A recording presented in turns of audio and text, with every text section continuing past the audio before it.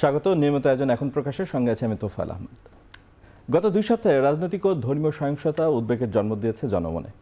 নুরুল হক নুরুর উপর হামলা, জাতীয় পার্টির কার্যালয়ে ভাঙচুর, রাজবাড়িতে লাশ পোড়ানো, কাদের সিদ্দিকের বাসায় হামলা, আওয়ামী লীগ নেতাকর্মীদের ঝটিকা মিছিল, এসব ঘটনায় আজই আইন শৃঙ্খলা নিয়ে উচ্চ পর্যায়ের বৈঠক অনুষ্ঠিত হয়েছে যমুনায়।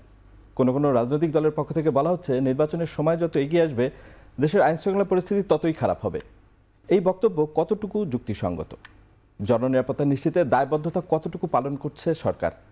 এসব নিয়ে আলোচনার জন্য আজ স্টুডিওতে আছেন গণমাধ্যম ব্যক্তিত্ব ডক্টর আব্দুল নূর তুষার এবং রাজনৈতিক বিশ্লেষক ডক্টর জায়েদুর রহমান। আপনাদের দুজনকেই স্বাগত আজকের আলোচনায়। ধন্যবাদ।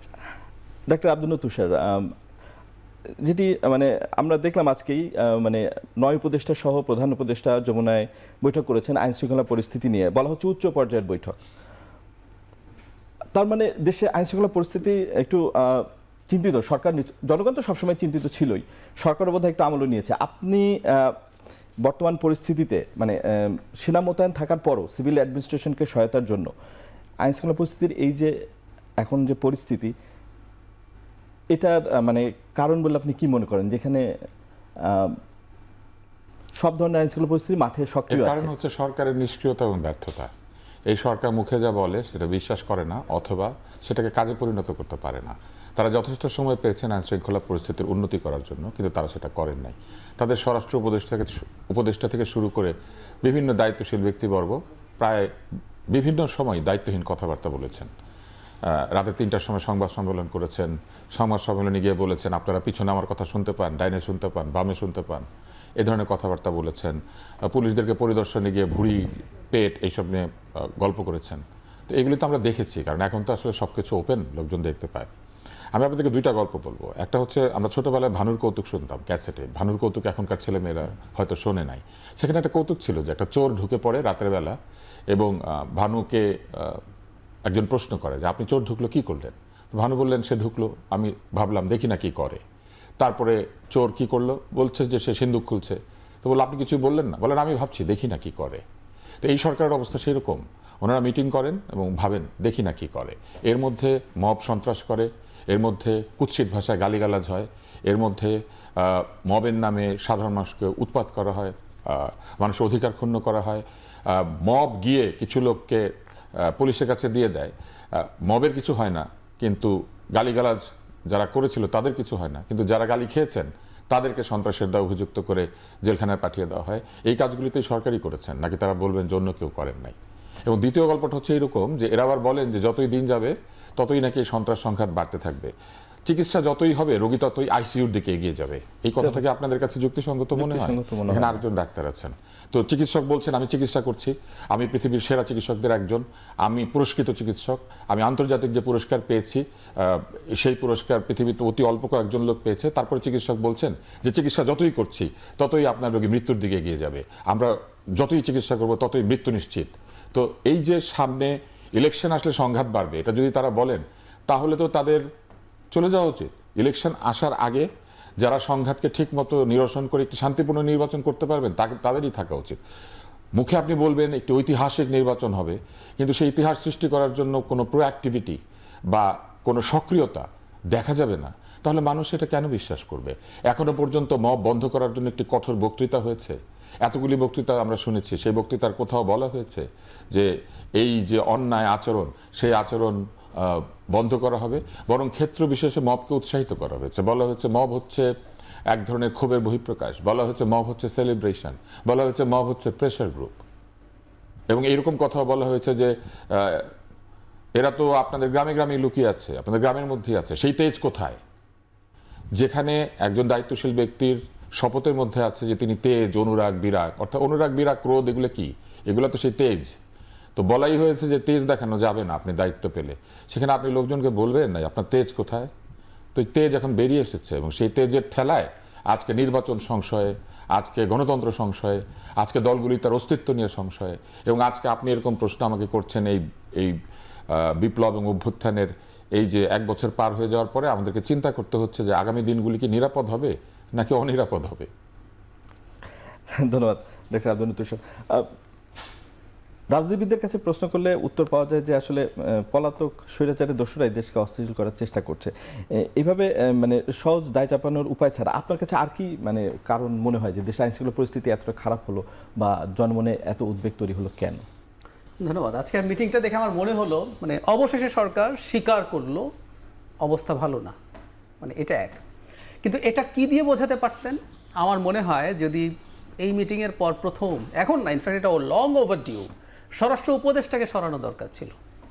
মানে খেয়াল করবেন এই সরকার যে কতটা, আমি প্রধান উপদেষ্টার কথা বলছি, মানে কতটা রিলাক্টেন্ট অ্যাবাউট দ্য সিচুয়েশনস। আপনি সমস্যার সমাধান করে ফেলতে পারবেন আমি তাও এখনো বলি না, কিন্তু আপনি যখন স্বরাষ্ট্র উপদেষ্টাকে যদি সরিয়ে ফেলতেন, আমরা দীর্ঘদিন থেকে এই আলাপ করেছি, তাহলে বুঝতাম আপনি সমস্যাটার গুরুত্ব আপনি অনুভব করছেন, তাই তো? হয়তো আপনার ক্যাবিনেটের অন্য কাউকে দায়িত্ব দেন অথবা বাইরে থেকে কাউকে আনেন, কিন্তু আপনি এটা করছেন না। এবং প্রায় বলি কথাটা, এই ভদ্রলোকের অধীনে আবার কৃষি মন্ত্রণালয় আছে এবং উনি আবার পরিবর্তিত হয়ে এসেছেন। উনি কিন্তু তার আগে একজন ছিলেন ওই পদে ছিলেন। উনি স্বরাষ্ট্র সামলাতে পারছেন না, একজন স্পেশাল সহকারী নিয়ে উনি আবার কৃষিও নাকি দেখছেন। মানে বুঝতেই পারি আমরা এই সরকারের চিন্তা জগতের সমস্যাটা কোথায়। এজন্যই বলছি আসলে যেটা করা জরুরি, তুষার ভাই যেটা বললেন, মানে সমস্যার সমাধান সবসময় করে ফেলা যায় তা না, বা অপরাধ চাইলে ঘটিয়ে দেয়া যায়। সারা পৃথিবীতে অপরাধ হয়, কিন্তু সে যেসব দেশে অপরাধ কম হয় সেখানে কম কেন হয়? সে অপরাধ কগনিজেন্সে নেওয়া হয়, যারা অপরাধী তাদেরকে চেঞ্জ করা হয়, তাদেরকে আইনের আওতায় আনা হয়। আপনি এখানে দেখছেন উনি বিবৃতি দেয়, মানে আমরা লোকজন ফান করছে ফেসবুকে, আমরা এটা দেখার অপেক্ষায় আছি যে ক্যাবিনেট রাস্তায় মানববন্ধন করছে। সো এই যদি হয় সরকারের অবস্থা, আমরা এই সরকারকে আমাদের সংবিধানের ভাষায় বা আমরা স্টেটের ভাষায় তো এক্সিকিউটিভ বলি, আমরা বাংলা বলি শাসন বিভাগ। একটা সরকার যার কাজ শাসন করা, খুব সোজাসাপটা কথা, আইন মেনে আইনের চৌহদ্দির মধ্যে শাসন করা। এই যে আমরা গোয়ালন্দের ঘটনাটার কথা বলছি, এটা ঘটতে পারলো কেন? কারণ এর আগে 100 দিন 100 বার 100 মাজার ভাঙার সময় বা পরে কিছু করা হয় নাই। গোয়ালন্দের ঘটনার সাথে সাথে রাজশাহীতে ঘটেছে, গতকাল আরেকটা হয়েছে, কোথাও কিছু হয়নি। সুতরাং যখন দেখা যায় বিশেষ বিশেষ জায়গায়, বিশেষ করে এই মবের ক্ষেত্রে আমরা যদি বলি, বা গোয়ালন্দাটা মবও না, গোয়ালন্দাটা ঘোষিত একটা কমিটি, কারা কারা করছে, কারা কারা ডাক দিচ্ছে সব জানেন আপনি, তারপর আপনি পদক্ষেপ এর মধ্যেও নিতে পারেন নাই। সুতরাং আসলে পদক্ষেপ নেয়ার অভাব। আরেকটা কথা একটু বলা জরুরি, নাকি ছাড় দিচ্ছে তাদের? না, ছাড় দিচ্ছে, আসছি, হ্যাঁ উনি ছাড় দিচ্ছেন। তার আগে আরেকটা জিনিস যোগ করি, এখানে যে আওয়ামী লীগ মানে পতিত স্বৈরাচারের লোকজন এখানে ঝামেলা করার চেষ্টা করছে আছে, এখানে ভারতের গোয়েন্দা সংস্থা ক্রিয়াশীল আমি মনে করি আছে, এখানে দেশে যারা নির্বাচন পেছাতে চায় তারাও আছে, সবাই আছে। কিন্তু সরকারের কাছ থেকে আমরা এই বক্তব্য কেন শুনবো? এই যে এত কিছু চলছে, জিনিসপত্রের দাম বাড়ছে, টিসিবির ট্রাকের পেছনে মানুষ দাঁড়ায় 3-4 ঘন্টা, সে 200 টাকা কমে পণ্য পাবে বলে, তার 200 টাকা বাঁচে, আমি রিপোর্ট দেখলাম। কিন্তু কোনো সরকারি কর্মকর্তা কর্মচারীর বেতন বাকি পড়েছে? পুলিশের বেতন বাকি, ওনাদের মনে বা কনফিডেন্সের অভাব আছে, উনি বেতন কম পাচ্ছেন। টাকা ছাপিয়ে টাকা দেওয়া হচ্ছে, কিন্তু এখনো টাকা ছাপানো হচ্ছে, এটার মূল্যস্ফীতির প্রভাব মূলত আমরাই পড়ছি। তো তাই যদি হয়ে থাকে, ওনাদের কাছে আমরা এসব শুনতে চাই না। তো একটা সরকার প্রধান উপদেষ্টাও থেকে শুরু করে পুরো উপদেষ্টা মণ্ডলীকে আমরা সুযোগ সুবিধা বেতন দিয়ে পুষি, পুরো সরকারটা পুষি, পুলিশ পুষি, মিলিটারি পুষি। মিলিটারিতে এখন একেবারে ম্যাজিস্ট্রেসি পাওয়ার নিয়ে মাঠে আছে। সুতরাং আমরা আসলে এগুলো শুনতে চাই না, এগুলো ভেতরে ভেতরে কি আছে এগুলো আপনারা দেখুন। আমরা আপনাকে দায়িত্ব দিয়েছি, আমরা দেখতে চাই এই জিনিসগুলোর ব্যাপারে আপনি ব্যবস্থা নিচ্ছেন, হুইচ ইজ ভেরি ইম্পর্টেন্ট। আমরা 7 দিন ধরে গোয়ালন্দের ঘটনা ঘটানোর জন্য চলতে থাকলে হবে না। জাতীয় পার্টি অফিসের কথা আপনি বললেন, ওখানে সংকট হয়েছে না? এরপর পরপর 3 বার কেমনে ওখানে ভাঙচুর এবং অগ্নিসংযোগ করা যায়? মানে 1 শুক্রবারে ঘটনা ঘটেছে, একদম নিয়ম, পরের শুক্রবারে আবার হয়েছে এবং এরপরে আরেক দিনও হয়েছে, মানে 3 বার হয়েছে মোট। এই যে 3 বার হতে পারলো, এখানে তো আপনি অনুমানই করে নেবেন এটা হয়েছে। আর প্রথম দিন যখন সংকট হলো, ঢাকার বাইরে বিভিন্ন জায়গায় জাতীয় পার্টির অফিসে ভাঙচুর অগ্নিসংযোগ হয়েছে, তো সেখানে আপনি নিরাপত্তা নেন নাই কেন? এগুলো তো খুবই কমন সব অনুমান। তার মানেটা আমরা যেটা বলছি, আপনি ওইটা যেটা বললেন যে সরকারের একটা অংশ আইন শৃঙ্খলা ভালো হোক চায় না, যারা নির্বাচন পেছাতে চায়, আর বিশেষ করে সকল ওই যে একটা তৌহিদি জনতা, মানে ধর্মের নাম নিয়ে, আমি আবার বলছি ধর্মের নাম নিয়ে, এটা ধর্ম না, এইসব মব যারা তৈরি করছেন, এইসব কেওস যারা তৈরি করছেন, তাদের ব্যাপারে সরকারের একদম সুনির্দিষ্ট পরিকল্পিত রিলাক্টেন্স আছে বলে মনে করি। কারণ সরকারের একটা অংশ মনে করে এদেরকে মাঠে রাখা লাগবে, যদি নির্বাচনের দাবিতে কেউ মাঠে নামে তার কাউন্টার একটা ফোর্স হিসাবে। এটা আমার অনেকদিন থেকে আমি এই অনুমান করি। ধন্যবাদ ডক্টর জাহিদুর রহমান। আজকেই পরিবেশ উপদেষ্টা সৈয়দা রিজওয়ানা হাসান তিনি বলেছেন যে সরকার শুধু বিবৃতি দেয় না, বিবৃতিটি সূত্রে যেহেতু অনেক কথাবার্তা হচ্ছে, তিনি এটার উত্তর দিয়েছেন যে সরকার শুধু বিবৃতি দেয় না, মব যারা করে তাদের গ্রেফতারও করে। আপনি এই বক্তব্যকে কিভাবে দেখছেন? একটা কবিতা আছে না, এখনই অন্ধ বন্ধ করো না পাখা। তো আমি শুধু তাদেরকে বলবো, এখনই অন্ধ বন্ধ করো গো কথা। ওনারা যেসব কথা বলেন এগুলো যদি বিশ্বাসযোগ্য হতো তাহলে আপনি কি আমাকে এই প্রশ্নটা করতেন? সরকার মব ধরেছে, কতজনকে ধরেছে, কতজন এখন জেলে আছে, কাদের কাদের মব তৈরি করার জন্য চিহ্নিত করা হয়েছে, কারা কারা নিজের হাতে আইন তুলে নিয়ে সরকারকে, রাষ্ট্রকে, বিচার ব্যবস্থাকে প্রশ্নের সম্মুখীন করেছেন। আদালতের মধ্যে মব হচ্ছে, ডিম ছোড়া হচ্ছে, মানুষজনকে আক্রান্ত করা হচ্ছে, বিচারকের সামনে প্রহার করা হচ্ছে। মানুষ সুবিচারের জন্য আদালতে যাবে, সেখানে চোখের সামনে অবিচার দেখবে। এবং আমার অতি প্রিয় বোন রিজওয়ানা আপা বলবেন যে সরকার শুধু কথাই বলে না। আমরা তো দেখতে পাই সরকার কথাও ঠিক মতো বলতে পারে না। যেমন সাদা পাথর উনি ওখানে যাওয়ার পরেও উনি কোনো কারণে, যেটা বোঝা যায় এক ধরনের মবের কারণেই তিনি সাদা পাথর পরিদর্শন করতে যেতে পারেন নাই। তারপরে দেখা গেল সাদা পাথর উধাও হয়ে গেল। সাদা পাথর নিশ্চয়ই এরকম না যে মানুষ পকেটে করে নিয়ে যায়, আপনার স্যুটের পকেটে 2-3টা করে আপনি নিয়ে আসছেন, ব্যাপারটা এরকম না। এখন সেই সাদা পাথর হারিয়ে গেল, কিন্তু যখনই একটা বিরাট হইচই শুরু হলো সেই সাদা পাথর খুঁজে পাওয়া গেল এবং লক্ষ লক্ষ টন সাদা পাথর চলে এলো এবং সেই সাদা পাথর আবার জায়গা মতো ছড়িয়েও গেল বিস্তৃতভাবে। তার মানে যারা নিয়েছিল তাদেরকেও তারা চিনতেন, যাদের কাছ থেকে ফেরত এনেছেন তাদেরকেও তারা চেনেন। এবং এই যে নিয়ে যাওয়া এবং ফেরত এনে ছড়িয়ে দেওয়ার জন্য যে রাষ্ট্রের অর্থ, শ্রম, সময়, মানুষের বাতিল কথাবার্তা এই যে অপচয় হলো, সেগুলোর দায়িত্ব কি পরিবেশ উপদেষ্টা নেবেন না। যাকে তাকে দোসর বলেন তারা, যার তার মধ্যে আওয়ামী লীগের ছায়া দেখতে পান, যেখানে সেখানে তারা অদৃশ্য শত্রুকে খুঁজে বের করেন। কিন্তু যে শত্রু দৃশ্যমান, যাদের ছবি আছে, রাস্তাঘাটে যারা গালিগালাজ করছেন, বাবা নয় দাদার বয়সী, নানার বয়সী লোকজনের বাড়ির সামনে বসে অশ্লীল ভাষায় যারা কথা বলছেন, জঘন্য ভাষা যারা ব্যবহার করছেন, এরা কে কে এখন আদালতে আছেন অথবা এরা কারা কারা বিচারের সম্মুখীন হয়েছেন। বরং আমি এবং জাহিদের মতো আমরা যারা কথা বলি, আমাদেরকে চিন্তিত থাকতে হয় যে আমরা কি বেশি শুদ্ধ কথা বলে ফেললাম কিনা। গালি দিলে এই দেশে বিচার হয় না। শুদ্ধ কথা বললে তাদেরকে এই সরকারের মধ্যেই লোকজন উপহাস করেন যে তারা নাকি সুশীল হচ্ছে প্রেশার গ্রুপ, কিন্তু এই সরকার মনে করে সুশীল হচ্ছে মব হচ্ছে প্রেশার গ্রুপ। আর আমাদের মতো যারা আমরা কথা বলি আমরা হচ্ছি নিন্দার পাত্র। এবার আসেন আমি আরেকটা প্রশ্ন করি, দেখেন কত স্ববিরোধিতা। সুশীলদেরকে গালি দেওয়া হচ্ছে, অথচ সরকার তৈরি হয়েছে সুশীলদেরকে দিয়ে। এই সরকারের মধ্যে কোনো রাজনীতিবিদ আছে? এই সরকারের মধ্যে যারা আছেন তারা সব সুশীল সংগঠনের বড় বড় কর্মকর্তা ছিলেন। যার কথা আপনি বললেন রিজওয়ানা হাসান, তিনি যে এনভায়রনমেন্টাল লয়ার্স অ্যাসোসিয়েশন বেলা পরিচালনা করেছেন, বেলা কি? বেলা সুশীল গ্রুপ না। এখানে মানবাধিকারের মানুষ যারা আছেন সেই মানবাধিকার সংস্থাগুলি সুশীল গ্রুপ না। এখানে অধ্যাপক আসিফ নজরুল, তিনি কি সুশীলদের প্রতিনিধি নন? তিনি কি একের পর এক বই লেখেন নাই? তিনি রাষ্ট্র সংবিধান এসব নিয়ে লেখেন নাই? তিনি শিক্ষক না? শিক্ষকরা কি সুশীল না? শিক্ষকরা কি অন্য কিছু? তাহলে এরা কি করেন? এরা প্রতিনিয়ত মানুষজনকে ট্যাগ দেন, তাদেরকে একটা নিজেদের ইচ্ছা মতো পোশাক পরিয়ে দেন, তারপরে সেই পোশাকের দিকে তারা ঢিল নিক্ষেপ করতে থাকেন। ব্যাপারটা এইরকম যে আপনি যদি ঠিক কথা বলেন তাহলে সেই ঠিক কথা যখন তারা প্রতিহত করতে পারে না, বিতর্কে যুক্তিতে তারা পেরে ওঠে না, তখন আপনাকে তারা তাদের পছন্দ মতো একটা কাপড় পরিয়ে দিয়ে সেই কাপড়ের উপরে জুতাপেটা করতে থাকে। এখন এই যে তারা জুতাপেটা করছেন, এটা আসলে তারা কাকে করছেন? তাদেরই মিথ্যার উপরে নির্মিত একটা মূর্তির উপরে তারাই তাদের জুতা নিক্ষেপ করছেন। আমার কাছে সবসময় নাসিরউদ্দিন হোজ্জারের গল্পটা খুব মনে পড়ে। নাসিরউদ্দিন হোজ্জা ছাদে গিয়েছেন, তার স্ত্রী শব্দ পেয়েছেন খুব জোরে। তিনি প্রশ্ন করেছেন কি হলো? হোজ্জা বলছেন পাঞ্জাবিটা পড়ে গিয়েছে। তখন স্ত্রী বলছেন এত শব্দ কেন? বললো পাঞ্জাবির ভিতরে আমি ছিলাম। তো তারা ওই অবস্থা তৈরি করেছেন, তারা আগে একটা পাঞ্জাবি পরিয়ে দিচ্ছেন, তারপরে শব্দ হলে বলছেন পাঞ্জাবিটা পড়ে গিয়েছে। কারণ তাদের কাছে ওই পাঞ্জাবিটাই গুরুত্বপূর্ণ। ভেতরের মানুষটার যে সততা, নিষ্ঠা বা তার যে এতদিনের অবদান কিংবা তারও যে ত্যাগ স্বীকার রয়েছে, এটাকে তাকে অস্বীকার করেন শুধুমাত্র তাদের সঙ্গে মতের অমিল হলে। এবং এখন যে রাজনীতিটা তৈরি হয়েছে, এই রাজনীতিটা পরিপূর্ণভাবে ভিলিফিকেশনের রাজনীতি। এখানে আপনার সঙ্গে আমি তর্ক করব না, যুক্তিতে প্রতিদ্বন্দ্বিতা করব না, জাহিদকে আমি মুখোমুখি হব না, কিন্তু আমি জাহিদকে একটা পাঞ্জাবি পরিয়ে দিব যে পাঞ্জাবিটার উপরে আমি ছাপ মেরে লিখে দিয়েছি যে জাহিদ হচ্ছে অমুক। তার যুক্তিকে আমি প্রতিহত করতে পারি না, কিন্তু আমি তাকে একটা পোশাক পরিয়ে সেই পোশাকের উপর আক্রমণ করি, এইটাকে বলে ট্যাগিং। এই ট্যাগিং এর রাজনীতি এই সরকারের মধ্যে বসে থাকা লোকজন করেছেন। যেখানেই তারা যুক্তিতে পরাস্ত হন তাদেরকে বলতে থাকেন সফট আওয়ামী লীগ, তাদেরকে বলতে থাকেন দোসর।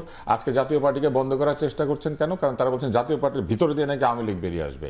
এই জাতীয় পার্টিকে প্রতিহত করার জন্য শুধু আওয়ামী লীগ না, আওয়ামী লীগ, বিএনপি এবং ওই সময় সবগুলি রাজনৈতিক দল একসঙ্গে সংগ্রাম করেছে। আওয়ামী লীগ যদি নেতারা, এই পালিয়ে যাওয়ার নেতারা যদি জাতীয় পার্টির মধ্যে দিয়ে নিজেরা ফিরতেও চান, আওয়ামী লীগের যারা আসল সমর্থক তারা কোনোদিনই জাতীয় পার্টিকে ভোট দিবে না, এই লাঙ্গলের মধ্যে কোনো আওয়ামী লীগের ভোট দিবে না। কিন্তু এইটা তারা বিশ্বাস করতে পারেন না, কারণ তারা যেহেতু সবাইকে ট্যাগিং করেছেন, তারা সবকিছুর মধ্যে তাদের ভুলের ছায়া, তাদের যে তৈরি করা বিতর্কের ছায়া, তারা যে মিথ্যাগুলি বলেছেন সেই মিথ্যাগুলির ছায়া দেখতে পান। ধন্যবাদ ডক্টর আব্দুল লতিফ সাহেব। অধ্যাপক আলী রিয়াজ একটি বই লিখেছিলেন গত আওয়ামী লীগ সরকার আমলে, ভয়ের সংস্কৃতি। ডক্টর আব্দুল লতিফ সাহেবের কথাও তো এসছে, ট্যাগিংয়ের কথা এসছে। তো এই সরকার একটা যত অর্জন আছে তার ভিতরে একটা নাকি আছে বাক স্বাধীনতা পুনরুদ্ধার হয়েছে। ভয়ের সংস্কৃতি বা বাক স্বাধীনতা কতটুকু পুনরুদ্ধার হয়েছে এই সরকারের আমলে, সেই প্রশ্ন আছে। আমি একটু উত্তরটা বিরতির পর নেব। দর্শক, আমরা একটা বিরতিতে যাচ্ছি, ফিরে এসে আবারও দেখা হচ্ছে।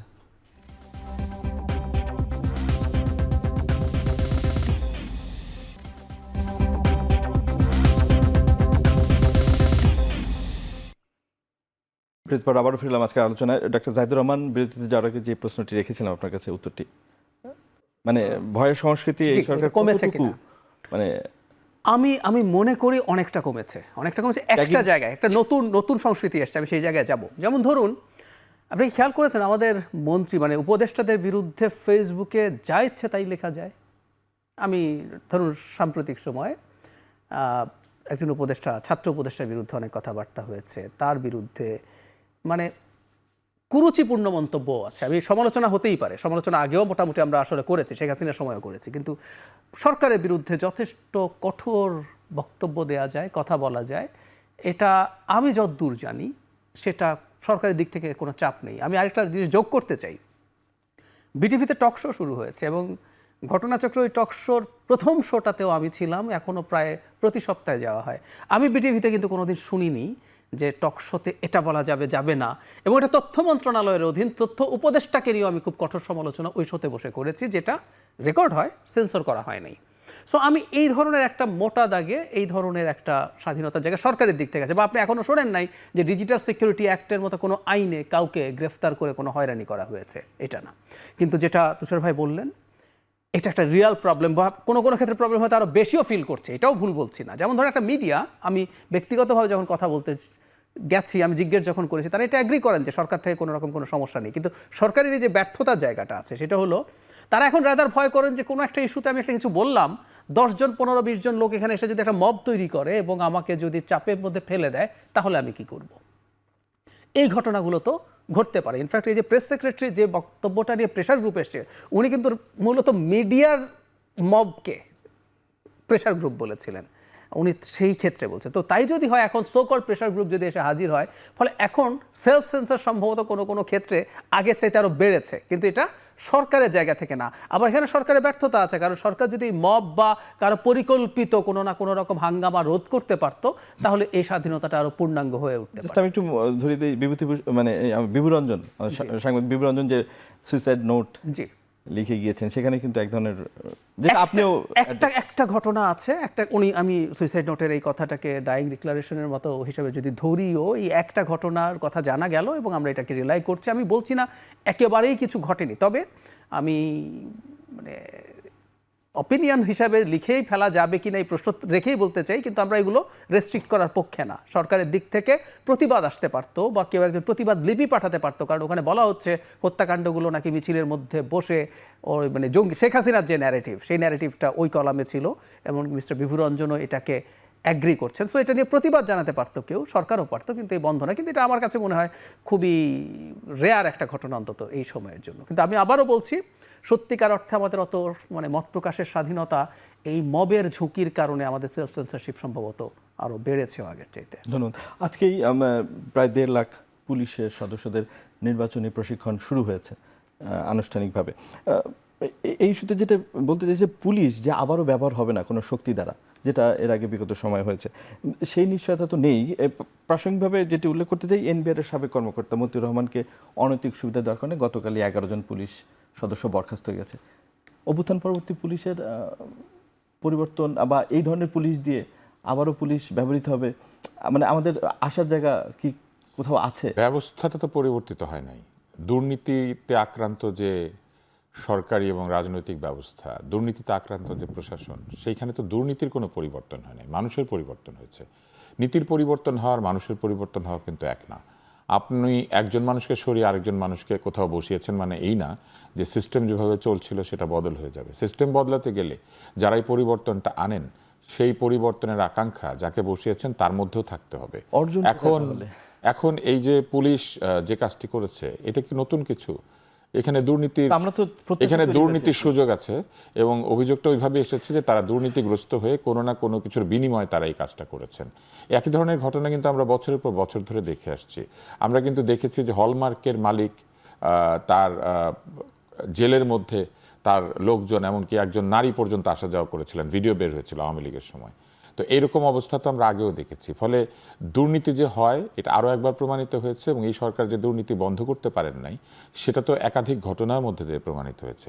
এই সরকারের মধ্যে অনেক দায়িত্বশীল ব্যক্তি আছেন যারা দুর্নীতি মুক্ত, কিন্তু তারা তাদের পছন্দের মধ্যে দুর্নীতিযুক্ত মানুষদেরকে আমদানি করেছেন। স্বাস্থ্য মন্ত্রণালয়ের যে দুজনের অপসারণ হয়েছে ব্যক্তিগত সহকারী উপদেষ্টার, এই দুজনকে তো উনি নিজে পছন্দ করেছিলেন।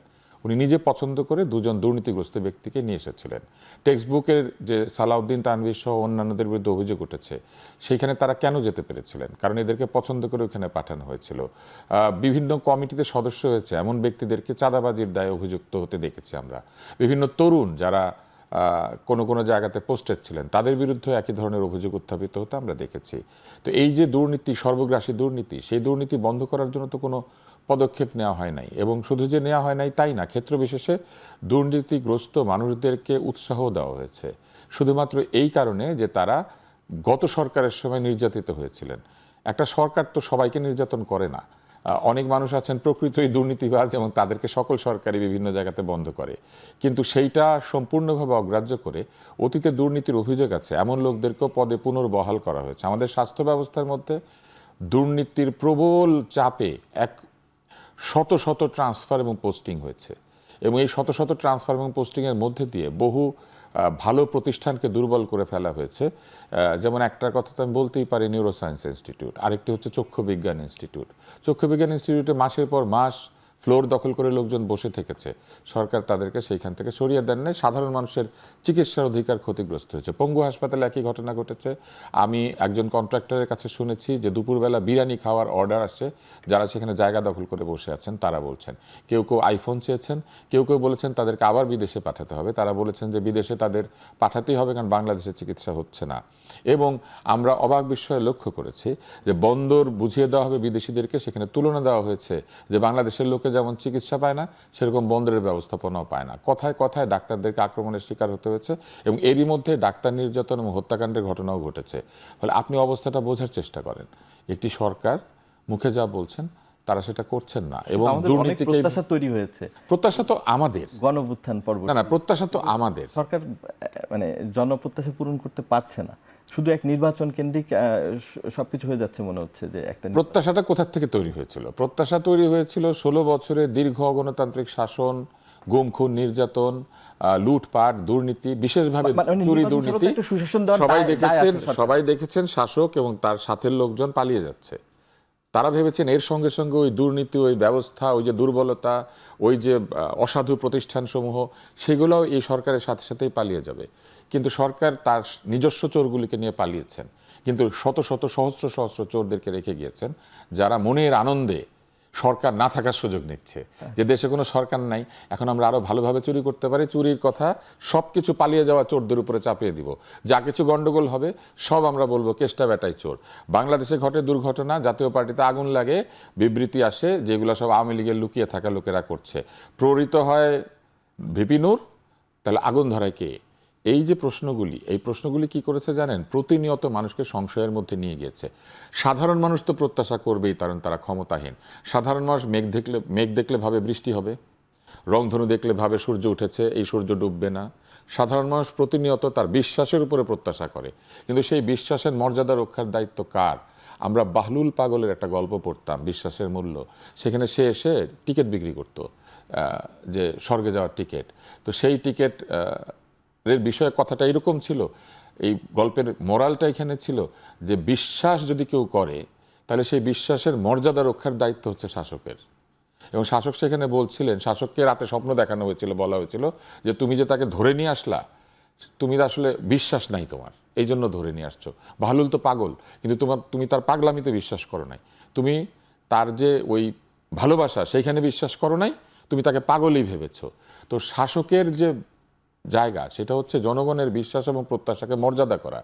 যে শাসক জনগণের বিশ্বাস এবং মর্যাদাকে, তার প্রত্যাশাকে মর্যাদা করছে না, যে শাসক জনগণ তাকে সম্মান করতে চায়, সেই সম্মানের প্রতি যথাযথ মর্যাদা দেখিয়ে জনগণের প্রত্যাশা পূরণ করছে না, সেই শাসকই দুঃশাসক, সেই শাসকই ব্যর্থ শাসক, সেই শাসকই জনগণের মতামতকে উপেক্ষা করা, নতুন স্বৈরতন্ত্রের জন্ম দেওয়ার শাসক। আমি আপনাদেরকে শেষ লাইনটা বলি, ফ্যাসিস্ট এই শব্দটা হচ্ছে ইটালি থেকে আসা। একদল লোককে মুসোলিনি তৈরি করেছিলেন যারা পাকানো বেত হাতে ঘুরত। ফ্যাসিক্যাল হচ্ছে পাকানো বেত। এই 5-10টা বেত নিয়ে তারা তাদের যে রাজনৈতিক প্রতিপক্ষ তাদের সঙ্গে সংসদে বিতর্কে পারত না, তাদের সঙ্গে গণতন্ত্র এবং অন্যান্য বিষয়ে তর্কে পারত না, তাদেরকে রোম এবং ইটালির বিভিন্ন শহরে এই বেত দিয়ে প্রহার করত। এইটাই হচ্ছে এই নিও ফ্যাসিজম বা নতুন ফ্যাসিবাদের উত্থানের বিষয়টি। সরকার নীরব থাকে, সরকার কিচ্ছু বলে না, সকলে নিষ্ক্রিয় থাকে। সরকারের বা কিছু স্বার্থান্বেষী মহলের স্বার্থের বিরুদ্ধে কেউ গেলেই তাদেরকে রাস্তায় ওই ফ্যাসিস্টরা এসে প্রহার করে। এই মব হচ্ছে নতুন ফ্যাসিজম। ধন্যবাদ ডাক্তার আব্দুল তুষার। যেটা আমি একটু আগে প্রশ্ন করছিলাম যে নির্বাচনের কারণে এই সরকারের যে আরও কিছু দায়বদ্ধতা ছিল সুশাসন প্রতিষ্ঠা করার, সেগুলো কি আড়ালে পড়ে যাচ্ছে কিনা? সব কথাবার্তা এবং সকল তৎপরতা নির্বাচন কেন্দ্রিক হয়ে গেছে। হোক না, মানে অনেক কিছুতে মনোযোগ দিয়ে কিছুই হয় নাই। আমাদের আসলে প্রত্যাশা আর বেশি করা টরার দরকার নেই। এখন শুধু নির্বাচন পেলেই খুশি আমরা হব? যথেষ্টের বেশি খুশি হব যদি একটা গ্রহণযোগ্য অংশগ্রহণমূলক নির্বাচন হয়, সেটা হলে আমরা যথেষ্টের বেশি খুশি হব, যদিও সেটা ঠিকঠাক মতো করা যায়। হয় না, মাঝে মাঝে আসলে আপনি পেঁচাতে পেঁচাতে এমন একটা জায়গায় গিয়ে, একটা কথা আছে বলেই ফেলি, ওই যে ভিক্ষা চাই না কুকুর সামলাও, সেই পর্যায়ে মানে আছি আমাদের আমরা। এখন ভিক্ষা না চাওয়ার ব্যাপার। নির্বাচনটা যদি হয়, will be more than happy. এবং সরকারের অনেক কিছু করবেন, সুশাসন নিশ্চিত করবেন, দুর্নীতি কমাবেন কিছু। এটা আমি একসময় মনে করেছি, কিছু কিছু জায়গায় যদি তারা কিছু বেঞ্চমার্ক সেট করতাম। এই সরকার অনেক কিছু করতে হবে আমি চাই নেই, আমার এক্সপেকটেশন খুব বেশি ছিল না। কারণ পোস্ট আপরাইজিং কি হয়, এবং একটা সিস্টেম যেটা 15 বছর ধরে ধ্বংস হয়ে গেছে, ধ্বংস করা হয়েছে, আমাদের কিন্তু স্টেটের কনসেপ্টটা এক্সিস্ট করে না। শেখ হাসিনা তার এই মাফিয়া রেজিম, মাফিয়া স্টেট তৈরি করার জন্য স্টেটের স্ট্রাকচার ভেঙে দিয়েছে। তো এটা দিয়ে জাদু দেখানো যাবে না, কিন্তু কিছু জায়গায় কিছু বেঞ্চমার্ক তৈরি তারা করতে পারতেন, সেটাও পারেন নাই। আমি এজন্য আর চাই না, রাদার সব মনোযোগ তারা যদি এই আইন শৃঙ্খলা রক্ষা, কারণ নির্বাচনের সাথে অঙ্গাঙ্গিভাবে জড়িত। আপনি যখন একটা ছোট মব নিয়ন্ত্রণ করতে পারেন না, তখন যখন ক্ষমতায় যাওয়ার জন্য রাজনৈতিক দলগুলো মাঠে নামবে পরস্পরের বিরুদ্ধে, সেটা কিভাবে আপনি নিয়ন্ত্রণ করবেন, এই প্রশ্নগুলো লজিকলি সামনে আসবে। সো এটা নিয়ন্ত্রণ করা, একই সাথে নির্বাচনের জন্য আর যা যা দায়িত্ব দরকার সেটা যদি পূর্ণ ফোকাসে করে, will be happy with that. ধন্যবাদ ডাক্তার। আমাদের একটা বিরতি নেওয়ার সময় আছে, আমরা বিরতির পর আবার ফিরে আসছি। দর্শক, আমরা একটা বিরতি যাচ্ছি, আমাদের সাথেই থাকুন।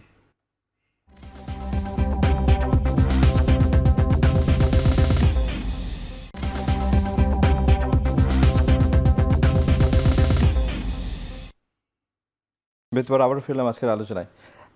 ডক্টর আব্দুল তুষার, আজকে মানে ওই বৈঠকে আর কি, যে বৈঠক নিয়ে আমরা আলোচনা শুরু করেছিলাম, আইন শৃঙ্খলা পরিস্থিতি নিয়ে উচ্চ পর্যায়ের বৈঠক, সেখানে জুলাই ঐক্য নিয়ে, মানে জুলাই ঐক্য আরও সংবদ্ধ করতে মানে আর্জ জানানো হয়েছে। আপনার কি মনে হয় যে জুলাই ঐক্য তৈরি হয়েছিল মানে রাজনৈতিক দলগুলোর মধ্যে 5 আগস্ট পরবর্তী, সেই ঐক্য মানে কোথাও ভেঙে গেছে বা ঘুণে ধরেছে? প্রধানত এই ঐক্যের যে মূল সুর বা মূল সূত্র, সেটা ছিল সকলেই শেখ হাসিনার অবসান চেয়েছেন, শাসনের অবসান। কারণ একটা একনায়কতান্ত্রিক শাসন চলছিল, গণতন্ত্রহীন দেশ ছিল। সকলেই ভেবেছিলেন যে এই একনায়কের পতন ঘটলে দেশে গণতন্ত্র ফিরে আসবে, মানুষ স্বস্তিতে এবং অধিকারের সঙ্গে এই দেশে নাগরিকের যে সম্মান মর্যাদা নিয়ে বাঁচবে। ফলে এই ঐক্যের সুর প্রথমেই কেটে গিয়েছে যখন এই অভ্যুত্থানের দাবি দাওয়াকারী লোকজন এসে প্রকাশিত হয়ে বলেছেন এটার মূল ক্রেডিট তাদের। প্রথমে তারা নিজেরা ক্রেডিট নিয়ে ঝগড়াঝাটি শুরু করেছেন, তারপরে তারা তারপরে তারা কি করেছেন, তারপরে তারা আলাদা আলাদা দাবি দাওয়া উত্থাপন করেছেন। কারো সনদ চাই, কারো ঘোষণা চাই, কারো নির্বাচন দেরিতে চাই, কারো নির্বাচন হোক সেটাই তাদের চাওয়া না। কেউ কেউ নির্বাচন করবেন যদি অন্যান্য দলগুলিকে নির্বাচনে নিষিদ্ধ করা যায়, কেউ কেউ নির্বাচন করবেন না যদি না সংস্কার এবং বিচার সম্পন্ন না হয়। অর্থাৎ তারা নিজেরাই নিজেদের ঐক্যকে বিনষ্ট করেছেন। মূল জায়গা কি ছিল? একজন অগণতান্ত্রিক শাসনের পতনের পর যত দ্রুত সম্ভব গণতান্ত্রিক শাসন ফিরিয়ে আনা, সেটা তারা করেন নাই। এবং তারপরে তারা কি ধরনের কথা বলতে শুরু করেছেন? আদু ভাইয়ের কথা নিশ্চয়ই আপনাদের মনে আছে। উনি এক ক্লাসে পড়াশোনা করতেন এবং বারবার ফেল করতেন। উনি প্রত্যেক বছরই আরেক বছর সময় চেয়ে নিতেন স্কুলের কাছ থেকে। আমি যে স্কুলে পড়তাম সেই স্কুলে আপনি এক বছরে ফেল করলে পরের বছর আর স্কুলে রাখতো না। কিন্তু আদু ভাইয়ের স্কুলটা দারুণ ছিল। আদু ভাই বছরের পর বছর এই স্কুলে পড়াশোনা করেছেন এবং যখন তিনি পাশ করেছেন তখন তিনি মৃত। তো যারা বলছেন যে আরও কিছুদিন সময় পেলেই তো এই সরকার দারুণ মিরাকেল ঘটিয়ে ফেলবে, এই সরকার তো আইন শৃঙ্খলা রক্ষা করে ফেলবে, সময়ই তো পেল না, এদের অবস্থা হচ্ছে আদু ভাইয়ের মতো। এরা প্রত্যেক বছর এক বছর করে সময় নেবেন এবং আগের বারের চাইতে আরও কম নাম্বার পেয়ে ফেল করবেন এবং এক পর্যায়ে আমরা জাতি হিসেবে এমন জায়গায় পৌঁছাবো যে আদু ভাই থাকবেন না, তখন আদু ভাই পাশ করবেন। কেননা তখন তো আদু ভাইয়ের আর পাশ আর ফেলে কিছু আসে যায় না। আজকে যে মব নিয়ন্ত্রিত হচ্ছে না, আজকে যে অপরাধ এমন এক মাত্রায় গিয়ে পৌঁছেছে যেখানে আমরা মনে করি যে অপরাধী ধরা পড়বে না, বরং অপরাধের দায়ে যারা অভিযুক্ত নন তাদেরকে বানোয়াট মামলায় অভিযুক্ত করা হবে। একের পর এক বানোয়াট মামলা হয়েছে এবং সেই বানোয়াট মামলা যে বানোয়াট, এটা সরকারের আইন উপদেষ্টা একাধিক জায়গাতে বলেছেন। তিনি এইটাও বলেছেন যে এই সরকারের প্রধান সমস্যা হচ্ছে এই ভুয়া মামলাগুলি। কিন্তু ভুয়া মামলা নিরসনের জন্য তারা কোনো চেষ্টা করেছেন? আমাদের দেশের আইনে আছে যে ভুয়া মামলা করবে তার নিজের শাস্তি হওয়ার কথা। এখনো পর্যন্ত ভুয়া মামলাকারী একজন ব্যক্তি আইনের আওতায় এসেছেন। উল্টা ভুয়া মামলা হাজার হাজার লোককে, অজ্ঞাতনামা লোককে আসামি করা হয়েছে। আমি গত 2-3 দিন আগে বা কোথাও আমি ফেসবুকে দেখেছি 4 বছর আগে একজন মৃত ব্যক্তি, তিনিও ভুয়া মামলার মধ্যে আসামি হয়েছেন। তিনি অদৃশ্যভাবে সেই অদৃশ্য জগৎ থেকে এসে তার প্রেতাত্মায় সেখানে অপরাধ করে গেছে। এই যে অদ্ভুত সব মামলা হয়েছে, এই মামলাগুলি কারা হতে দিয়েছেন? এই মামলাগুলি তারা কত বছরে তদন্ত করবেন? যখন তারা বলেন বিচার শেষ না হলে আমরা কোনো পরবর্তী কাজ করব না, হাজার হাজার মামলা দিতেই থাকবেন। এই বিচার তো আগামী 100 বছরে 200 বছরও শেষ হবে না। এর বিচার হবে তো ওর বিচার হবে না। আমি শুধু এতটুকু বলি, জুলাই ঐক্য মানে হুমকির মুখে আছে। জুলাই ঐক্য তো এই জন্য হুমকির মুখে চলে গিয়েছে, কারণ আপনি তো জুলাইয়ের ঐক্য তৈরি করার জন্য আপনার যে নিষ্ঠা, আপনার যে পরিশ্রম, আপনার যে ত্যাগ, সেইটার কোনো জায়গা রাখেন নাই। উল্টা জুলাই বিপ্লব এবং জুলাই ঐক্যের নামে জায়গায় জায়গায় চাঁদাবাজি, জায়গায় জায়গায় মব তৈরি করা, জায়গায় জায়গায় গিয়ে ক্ষমতার অংশীদারিত্ব চাওয়া, উপরে নিচে সবখানে পিআরের নামে আসলে ক্ষমতার কেকের ভাগবাটোয়ারা করার চেষ্টা করা, নিজের ইচ্ছা মতো সংবিধান পরিবর্তন করার দাবি তোলা, এরকম অসংখ্য কাজকর্ম হয়েছে। একটা নিবন্ধনহীন রাজনৈতিক দল দেশে বিদেশে বাংলাদেশের হয়ে সভা করে বেড়াচ্ছে, বড় বড় রাজনৈতিক নেতাদের সঙ্গে দেখা করছে, চীন যাচ্ছে, ভারত যাচ্ছে, কিন্তু তাদের নিবন্ধনের এখনো পর্যন্ত কোনো খবর নাই। এটাই তো চলছে। এবং একটা অনিবন্ধিত দলের দাবি দাওয়াকে অত্যন্ত গুরুত্বের সঙ্গে এই সরকার বিবেচনা করছে। নিবন্ধনহীনভাবে যদি রাজনীতি করা যায় তাহলে আজকে বাংলাদেশে যদি আরও 300 নিবন্ধনহীন দল তৈরি হয়, সকলের সঙ্গে তারা দেখা করবেন, সকলেই কি এখানে মতামত তাদের জানাতে পারবেন? নিবন্ধনহীনতাই কি নতুন বাংলাদেশ, যেখানে আইন কানুন কোনো কিছুর তোয়াক্কা না করে মনের ইচ্ছা মতো নিজের প্রতীক নিজে ঠিক করে তারপরে চলে যাওয়া যায় নির্বাচন কমিশনে? এই জিনিসগুলি নিয়ে তো কথা বলতেই হবে। এইখানে একাধিক গ্রুপ তৈরি হয়েছে, যে গ্রুপগুলির আদৌ কোনো নৈতিক অবস্থান আছে কিনা সেটা নিয়েও প্রশ্ন আছে। আপনি দেখবেন জুলাই সহ বিভিন্ন মঞ্চ নাম দিয়ে এদিকে ওদিকে বহু ধরনের সংগঠন তৈরি হয়েছে। এরা আবার একে অন্যকে অস্বীকার করে, বলে এদের সাথে ওদের সম্পর্ক নাই, ওদের সাথে ওদের সম্পর্ক নাই, এরা আমাদের সাথে না, এই ছাত্র আন্দোলন আমাদের না, ওই আন্দোলন আমাদের না। কিন্তু তারা সকলেই মব করার সময় এক হয়ে যায়, তারা সকলেই গালিগালাজ করার সময় এক হয়ে যায়। তাদের একটাই কমন শত্রু, সেটা হচ্ছে নির্বাচন। নির্বাচন হলেই কিন্তু এরা আর জায়গায় থাকবে না, এরা সেটা জানে। ধন্যবাদ ডক্টর জাহিদুর রহমান। শোনা যাচ্ছে যে তারেক রহমান শীঘ্রই দেশে আসবেন। তারেক রহমান আসবেন হয়তো। তারেক রহমান আসলে রাজনীতিতে কি পরিবর্তন মানে আসবে বলে আপনার মনে হয়? মানে আমি বলতে চাচ্ছি যে জামাত এবং বিএনপি বিভিন্ন ইস্যুতে এখন পরস্পর বিরোধী অবস্থানে আছে, বিশেষ করে জুলাই সনদের কয়েকটি ইস্যু ছাড়াও, মানে ইস্যু সহ এবং নির্বাচন নিয়ে, যেমন গণপরিষদ নির্বাচন এখনও দাবি জানিয়ে আসছে এনসিপি। তো এরকম তো তারেক রহমান আসলে রাজনীতিতে পরিবর্তন কি আপনি এই ব্যাপারগুলোতে পরিবর্তন হবে বলে মনে করি না। পরিবর্তন যেটা হবে, মানে এটা এখন যোগাযোগের যুগ। আমরা জানি তারেক রহমান বহু বছর থেকে লন্ডনে থেকে তিনি খুবই ভালোভাবে কানেক্টেড আছেন। তিনি জুম মিটিংয়ে দলের ইভেন মাঝারি বা তৃণমূল পর্যায়ের মিটিংয়েও কানেক্টেড থাকেন বলে আমরা শুনেছি তাদের কাছ থেকে।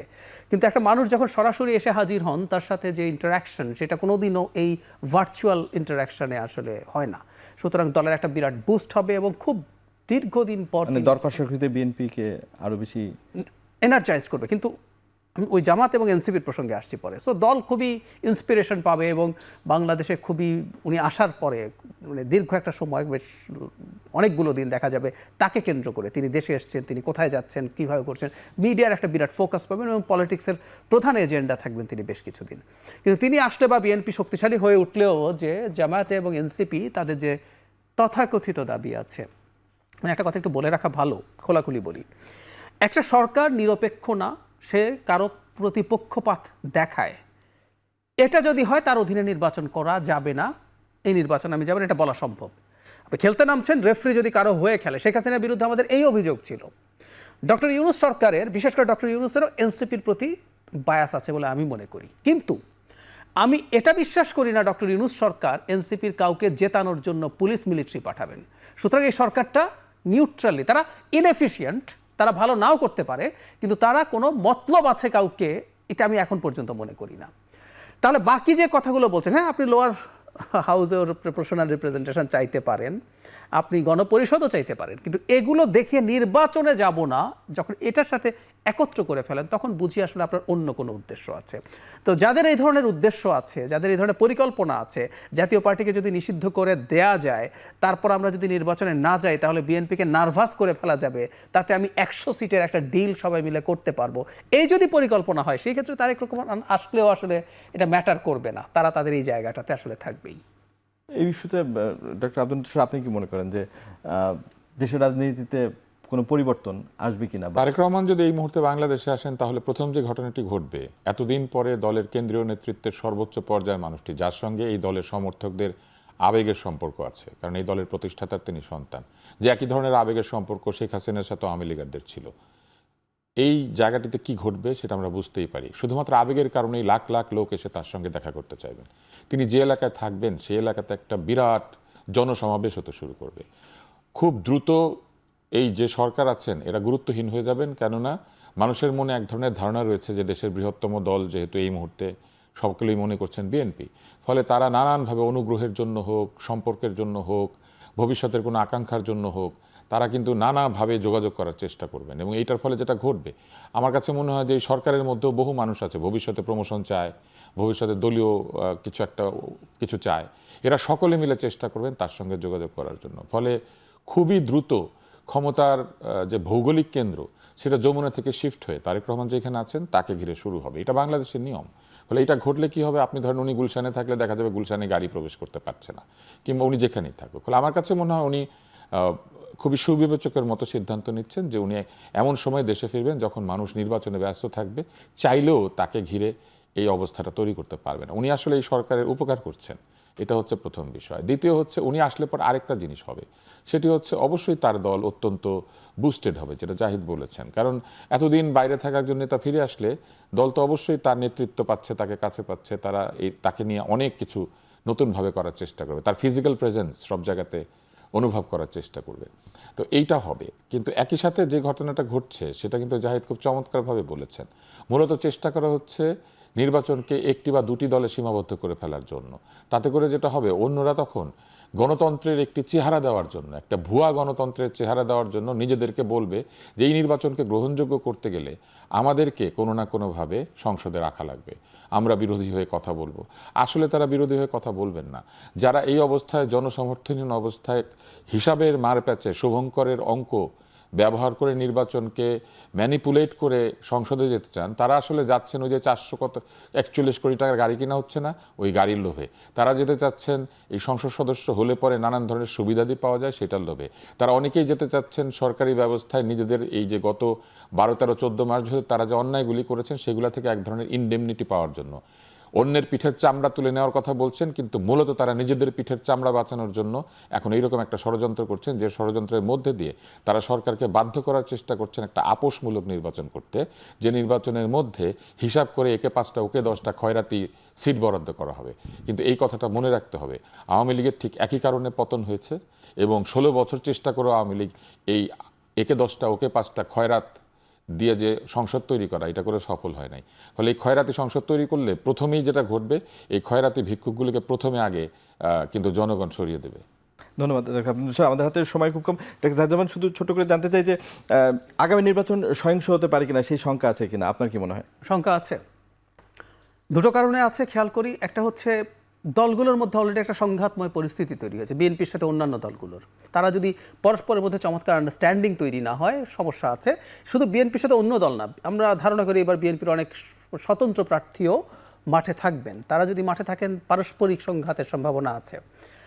দ্বিতীয় কারণ যেটা, সেটা হচ্ছে ইনএফিসিয়েন্সি। আমরা সরকার আইন শৃঙ্খলা রক্ষায় পারদর্শী হয়ে উঠছে না, বা তাদের ওই রিল্যাক্টেন্স আছে। সুতরাং তারা যদি এর মধ্যে খুব দ্রুত এই ব্যাপারগুলো রিকভার না করেন, এই নির্বাচন বেশ সহিংস হয়ে ওঠার সম্ভাবনা আছে। তারপর একটা কথা যোগ করে রাখি, এই সহিংস হতে পারে বলে মনে করে তুষার ভাই যেমন বলছেন আদু ভাইয়ের মতো আমরা আরো 1-2 বছর থাকি তারপর পারবো না, পরের বার আপনি আরো খারাপভাবে ফেল করবেন। সো এটা হতে পারে বলে রাদার আমি বলছি, পারলে নির্বাচন ফেব্রুয়ারি থেকে আরেকটু এগিয়ে নিয়ে আসেন, আবার ডিসেম্বরের কথা বলেন।